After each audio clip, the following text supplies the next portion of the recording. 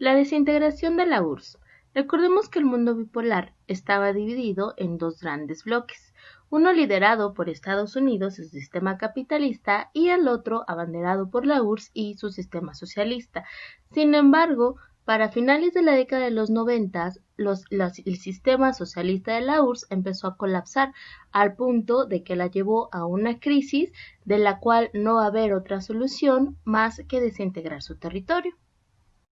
Para 1960 y después de la muerte de su gran líder y unificador Stalin, muchos de los territorios de las repúblicas que conformaban la URSS intentaron buscar su independencia y desintegrarse.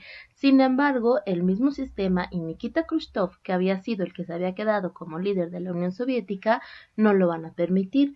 Sin embargo, poco a poco, grupos separatistas que buscaban obviamente su independencia se fueron formando en esas repúblicas, esperando el momento en el que la URSS se debilitara y poder encontrar su momento de independencia. Para 1980, Estados Unidos ya había salido de su crisis económica que le había dejado el participar en la guerra de Vietnam. Con esto entonces empezó una campaña nuevamente para incrementar su armamento. Recordemos, Guerra Fría, si Estados Unidos hace armas, la URSS tiene que hacer más y más grandes. De esta manera, la economía de la Unión Soviética se fue obligando cada vez más a la fabricación de armas. Sin embargo, es aquí donde los sistemas comienzan a colapsar y comienzan a mostrar cada uno sus diferencias.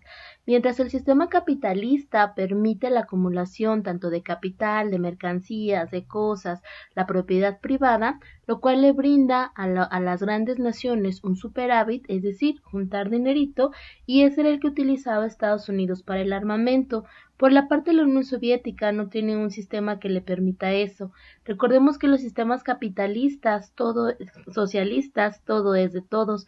Por lo tanto, los medios de producción son programados o son totalmente controlados por la misma Unión Soviética. De esa forma, el dinerito que tiene la Unión Soviética para el armamento no es que le sobre dinerito, sino es el dinero que se emplea para las mismas cosas del pueblo, para la comida, para la vivienda, etcétera. De esa forma, muchos planes sociales fueron dejados de largo para utilizar todo ese dinero en el armamento y no perder frente a Estados Unidos, lo que va a provocar que la URSS empiece poco a poco a entrar en crisis. Durante la década de los 80, la economía de la URSS era sumamente débil. La URSS no tenía dinero, no tenía comidita, no tenía absolutamente nada. Tenía armas para todo el mundo, pero no tenía una alimentación. Recordemos que el sistema socialista no permite ni la propiedad privada ni la importación ni la exportación de cosas. Por lo tanto, la única comidita con la que contaban era la que producían en su propio territorio, y no estaban produciendo la suficiente comida porque todo ese dinero se iba para incrementar su armamento y no así para obtener comidita. Es decir, en la URSS tenían montones de armamentos pero no tenían para su comida. La crisis entonces comenzaba a hacerse cada vez más fuerte. Con la crisis económica y social que comenzaba a desatar todo eso, entra al poder Gorbachev. Gorbachev lo que quiere es intentar salvar la situación. Tiene dos opciones: uno, desintegrar la URSS, o dos, intentar salvarla manteniendo unificada. Decide entonces intentar dos medidas importantes. Esas dos medidas fueron la perestroika y la glasnost o medida política. Le brindaba a la población de libertad de expresión, cosa que no tenían. Recordemos que los sistemas socialistas son sumamente cerrados. Cuando un sistema socialista entra por la puerta, lo que sale volando por la ventana es la libertad. En la URSS tenían prohibido inclusive salir a vacacionar o irse a vivir a otro territorio. Tenían que quedarse dentro de ahí haciendo lo que el líder les dijera. En cuanto a derechos humanos, era sumamente mala la situación. La URSS tenía una represión social sumamente fuerte, más en todo el sistema de Stalin. Eso es justo lo que busca la Glasnost, regresarle la libertad, darle inclusive la oportunidad de democracia a la población, que ellos sean los que votaran por sus siguientes dirigentes, le da una voz, un voto al pueblo y también derechos humanos, cosa que no habían tenido.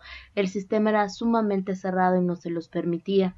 Gorbachov lo que busca con la Glasnost es justamente eso, que la población sea una población libre y que a su vez esa libertad les permita involucrarse en el proceso para que así puedan sacar más adelante a la URSS.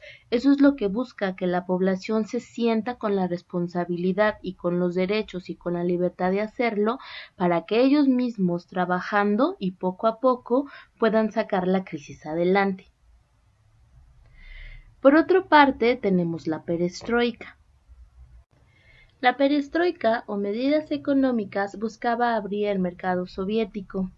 Recordemos que no podían ellos tener un mercado de libre comercio, un mercado abierto, y justamente eso es lo que hace la perestroika.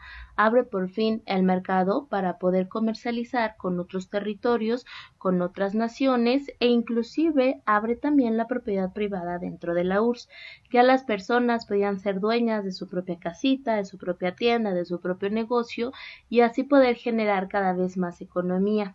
Es decir, el sistema socialista comienza a abrirse y aligerarse un poco en cuanto a sus sistemas económicos para intentar recuperar un poco la economía, acumulación de capital, propiedad privada, importación, exportación, incluso abren el territorio para que las personas que quieran ir a vacacionar lo puedan hacer.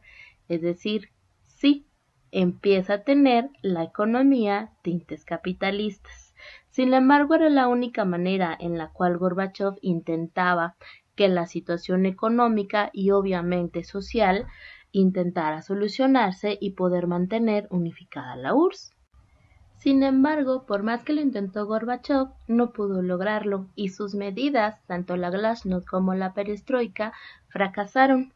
Los territorios comenzaban a rebelarse cada vez más e inclusive empezó a desencadenarse un intento de golpe de Estado y rebeliones en varias de las repúblicas. A Gorbachov no le va a quedar otra opción más que tomar la decisión y desintegrar la URSS. Esto previniendo obviamente más violencia, más muertes por parte de los habitantes soviéticos y prefiere dar por terminada la Unión Soviética. La Unión Soviética se va a desintegrar, desaparece tal cual como Unión de Repúblicas Soviéticas Socialistas y surgen 15 grandes naciones.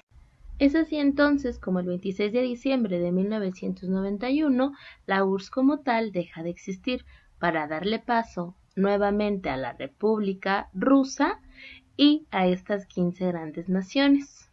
Incluso a Gorbachov se le concede el Premio Nobel de la Paz por haber decidido la desintegración de la URSS, lo que va a dar también a su vez el fin de la Guerra Fría. La caída del muro de Berlín y la desintegración de la URSS ponen fin a la Guerra Fría.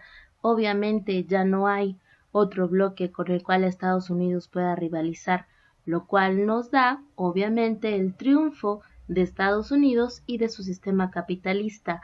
Ahora, a partir de ese momento, en 1991, inicia un nuevo orden mundial, nuevamente con Estados Unidos y solo Estados Unidos al frente, liderando con su gran sistema capitalista que después va a variar a un sistema globalizado como líderes del mundo, pero eso ya es tema de otro videíto. Espero haya quedado claro, ya lo saben, dudas dónde, bye bye.